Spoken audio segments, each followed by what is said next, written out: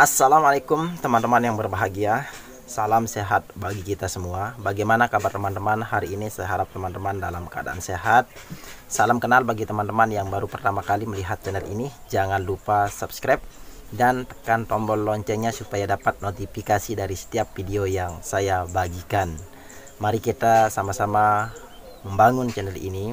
Nah, untuk teman-teman yang masih mengalami gangguan cemas dan asam lambung, segera diangkat oleh Allah Subhanahu wa taala. Marilah kita bersyukur kepadanya atas nikmat yang diberikan sehingga pada kesempatan kali ini kita masih bisa bertemu, insya Allah. Nah, di kesempatan kali ini saya sharing kepada teman-teman terkait dengan bagaimana cara mengatasi gangguan cemas itu sendiri. Teman-teman, di sini saya berbagi kepada teman-teman berdasarkan pengalaman saya, karena di sini saya bukan seorang dokter, melainkan saya adalah orang yang pernah terkena asam lambung dan gangguan cemas seperti yang teman-teman rasakan saat ini. Apapun sensasi yang teman-teman rasakan saat ini pernah saya rasakan. Silahkan tulis di kolom komen apa saja sensasi yang teman-teman rasakan. Kita sama-sama belajar mengatasi bagaimana cara supaya bisa keluar dari GERD dan anxiety. Karena teman-teman yang berbahagia, bahwa apapun yang teman-teman rasakan saat ini pernah saya rasakan.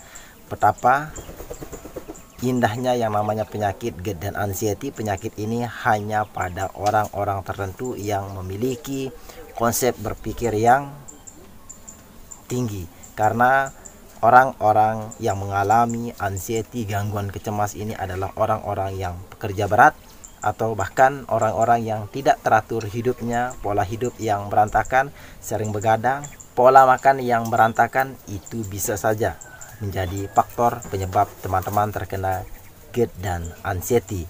Nah, baik teman-teman pasti merasakan seperti takut mati, teman-teman merasakan seperti takut keluar rumah. Cemas yang teman-teman miliki sangat tinggi, belum melakukan sesuatu teman-teman sudah merasa khawatir, sudah merasa takut, sudah cemas terhadap masa depan. Padahal itu semua hanya pikiran semata-mata membuat aktivitas teman-teman itu terganggu sehari-hari. Bagaimana cara bisa mengatasi itu semua?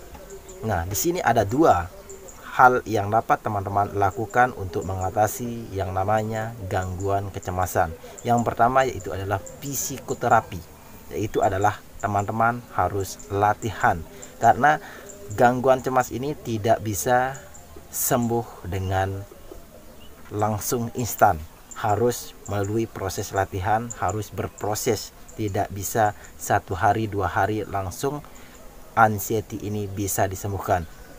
Karena di sini teman-teman saya pernah merasakan kondisi yang teman-teman rasakan, sehingga di sini saya berbagi pada teman-teman triknya atas bagaimana cara saya mengatasi itu semua dulu waktu saya terkena GERD dan anxiety ini. Teman-teman, mungkin teman-teman tidak sebanding dengan apa yang pernah saya rasakan. Saya 2 tahun mengalami yang namanya anxiety, kecemasan yang berlebih ini, sehingga banyak hal yang bisa tertunda, banyak hal yang tidak bisa saya lakukan karena fokus terhadap kecemasan.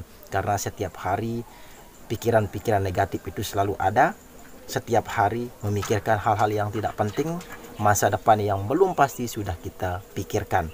Nah, untuk teman-teman yang masih mengalami hal seperti itu, teman-teman harus latihan. Latihan apa yang bisa teman-teman lakukan? Banyak sekali hal-hal yang teman-teman bisa lakukan supaya teman-teman itu bisa terhindar dari pikiran negatif itu sendiri. Karena di sini teman-teman harus mencoba melakukan ini supaya teman-teman itu bisa keluar dari anxiety, yaitu adalah kecemasan itu sendiri. Nah, teman-teman yang masih mengalami hal itu, masih mengalami kecemasan, masih khawatir, coba teman-teman itu latih diri teman-teman. Mulai saat ini teman-teman harus berani, karena dulu waktu saya itu terkena yang namanya anxiety ini tidak berani keluar rumah. Kecemasan yang saya alami itu cemas berat, khawatir yang berat, anxiety disorder, sehingga untuk berinteraksi dengan orang itu saya tidak berani sama sekali, saya takut. Sehingga apa yang terjadi ketika saya itu ngobrol sama orang, badan saya ini penuh dengan keringat dingin. Nah, soal kita sudah tidak merasa nyaman ketika kita berhadapan sama orang. Mungkin itu yang teman-teman rasakan, tapi untuk pertama kalinya teman-teman merasakan itu, tapi setelahnya ketika teman-teman latih tetap lakukan itu, maka akan berkurang. Tidak bisa instan langsung itu teman-teman lakukan langsung sembuh secara permanen, tapi teman-teman harus latih. Ketika teman-teman ngobrol sama orang, berinteraksi dengan orang banyak, lagi di tempat keramaian, teman-teman merasa badan teman itu dipenuhi dengan keringat dingin, jantung berdebar, tetap lakukan itu, latih 1 kali, 2 kali, 3 kali, teman-teman masih merasakan hal yang sama, sampai selanjutnya teman-teman latih terus dan terus, maka akan terbiasa. Karena konsep hidup itu adalah bisa karena terbiasa. Sama halnya ketika teman-teman takut mati.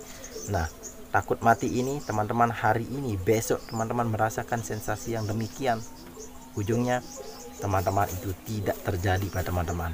Sama halnya dengan takut pingsan, tidak juga terjadi pada diri teman-teman. Khawatir, semua sensasi yang ditimbulkan oleh badan teman-teman, tubuh teman-teman merasakan semua sensasi, mulai dari pinggang, mulai dari kaki, tangan keringat dingin, tangan kaki basah, jantung berdebar. Nah, itu semua ditimbulkan oleh anxiety, kecemasan itu sendiri. Karena kadang yang namanya anxiety, kecemasan ini bisa menimbulkan gejala fisik, bukan hanya menyerang kejiwaan teman-teman, tapi lama-kelamaan ketika teman-teman tidak bisa mengontrol, tidak bisa melakukan, maka itu bisa menimbulkan gejala fisik seperti dada rasanya terbakar, pundak rasanya panas, otot tegang semua, karena itu peredaran darah yang ada di tubuh teman-teman itu tidak lancar karena hormon sel saraf pusat kita itu belum stabil. Sehingga cara yang pertama tadi saya katakan psikoterapi itu adalah latihan teman-teman, latihan afirmasi. Banyak di video saya itu terkait dengan afirmasi positif, karena itu yang teman-teman harus lakukan di pagi hari. Ketika teman-teman bangun pagi, teman-teman afirmasi diri teman-teman, sugesti diri teman-teman, karena itu adalah trik yang pernah saya terapkan sehingga saya itu bisa sembuh dari anxiety disorder. Saya itu memiliki kecemasan yang sangat berat, saya merasa putus asa, depresi, dan lain sebagainya. Selanjutnya yang teman-teman harus lakukan ada 2 triknya, itu adalah teman-teman silahkan kunjungi psikiater. Nah, ketika teman-teman sudah melakukan itu semua, sudah melakukan treatment yang pernah saya ajarkan, tapi teman-teman belum juga menemukan ada perubahan pada diri teman-teman, silahkan kunjungi psikoterapi, kunjungi psikiater dan psikolog. Mungkin ini akan membantu teman-teman. Semoga ini bermanfaat, karena ketika kita sudah mencoba ini dan itu belum juga ada perubahan, teman-teman harus sabar, harus ikhlas, dan sadari bahwa ini kekurangan teman-teman. Di samping itu teman-teman harus ikhlas menjalani ini semua, maka insya Allah secara perlahan teman-teman akan mampu mengatasi ini semua. Konsepnya sederhana, yaitu latihan, dan selanjutnya adalah kunjungi psikiater, tenaga ahlinya. Tapi di sini teman-teman saya cukup melakukan treatment latihan dulu. Saya tidak pernah kunjungi psikiater, tidak pernah mengunjungi psikologi, cukup melakukan treatment latihan, mendengarkan audio relaksasi, audio terapi. Nah, itu yang treatment yang saya lakukan. Ini dijamin ampuh mengatasi yang namanya anxiety. Memang tidak mudah, tidak bisa 1 minggu, ini butuh waktu yang lama, karena kita berusaha, kita lakukan, kita latihan meditasi supaya kita, karena kita itu butuh yang namanya ketenangan, kita berdamai dengan diri kita, kita ikhlas menjalani ini semua, kita sabar menghadapi ini cobaan, tinggal kita serahkan semuanya dengan teman-teman latihan. Terus latihan, ketika teman-teman takut jalan, tetap teman-teman latih. Ketika teman-teman tidak berani melihat orang, tetap dilatih. Nah, terus teman-teman latih diri teman-teman, karena untuk pertama kali melakukan sesuatu itu pasti merasanya gugup. Sama halnya ketika kita menjadi seorang mahasiswa, ketika kita presentasi ke depan, pasti yang pertama kita rasakan adalah jantung berdebar, perasaan takut, perasaan cemas. Siapapun itu ketika bertemu dengan orang pasti merasakan hal demikian, tapi ketika dilatih, terus dilatih dan dilatih, maka akan terbiasa. Nah, ini adalah trik yang bisa saya sampaikan pada kesempatan kali ini. Semoga bermanfaat dan bisa memotivasi teman-teman. Terima kasih. Wassalamualaikum warahmatullahi wabarakatuh. Salam sehat bersama Nur Jaya Official.